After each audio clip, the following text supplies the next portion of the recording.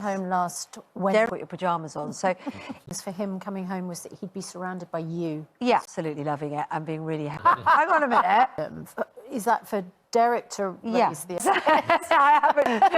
Yeah, I know. It's Lego all morning. Yeah. You to be working as well. Yes. This is overwhelmingly good news, isn't it? Good news today in the sense that we've reached almost 3/4 of our population is now previously been infected, all because of the vaccinations. Yeah, it does vary. Aren't we? And there is an Israeli study suggesting that the coronavirus variant discovered in South Africa can break through the Pfizer COVID-19 vaccine to some extent.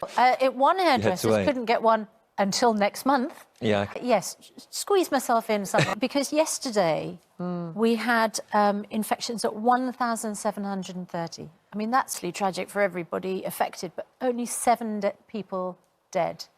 Registered dead within, 28 days. What the main purpose, wasn't it, of the restrictions? Yes. Sort of things, of course, is that when we're talking about... Nobody's been allowed to go to the cinema.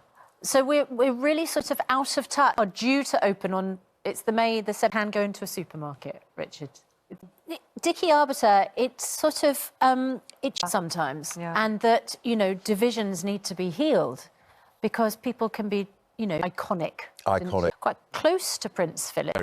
Returns to the country for his funeral on Saturday. It reflects a little bit and gives us an insight into what Prince Philip might have thought of the interview that Harry and Meghan did. Everybody at the moment focused on not just his passing and the effect on the family, but what that might do for reconciliation. Aren't we, that this might be a moment when everybody thinks, you know what, life's too short. When it was coming, you can prepare yourself as much as possible. But when somebody who has been in public life for such a long time died last year, when so many have lost. Tell us about that. The Duke of Edinburgh. Obviously did not like small talk, and yet he had to do, how many solo engagements? 20, he was involved with 800 charities. I mean, he just did so much, and so he obviously had to do small talk with millions of people. Yeah. And he said to me, it was at a Duke of Edinburgh Gold Award, do one of these. And I said, I did, but I didn't, I failed to finish. And he said, what on earth was wrong with you? It's a good question.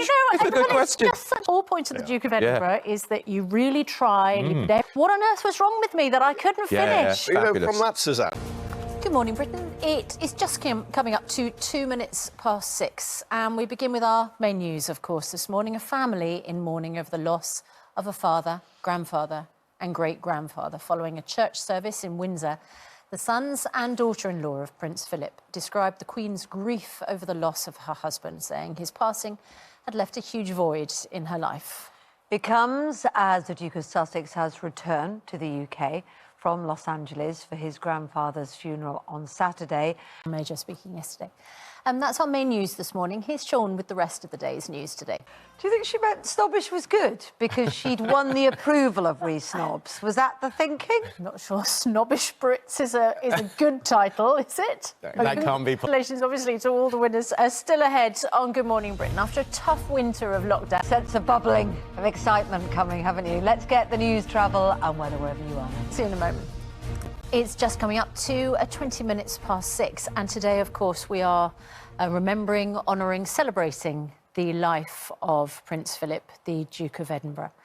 And it's an honour to be here early this morning to be able to do that alongside you, Kate. Yes, and you were supposed to be on holiday, weren't you? But it's a very special occasion, very special moment, isn't it? Where everybody wants to sort of, mark the moment. Yeah. And everyone's had thoughts, haven't they, all over the weekend, I think, about that. And also, it's lovely to be here with you. Today is the day when the next tranche of restrictions ease. Yeah. Dr. Hillary, quite a significant moment, a screening of one of the winners.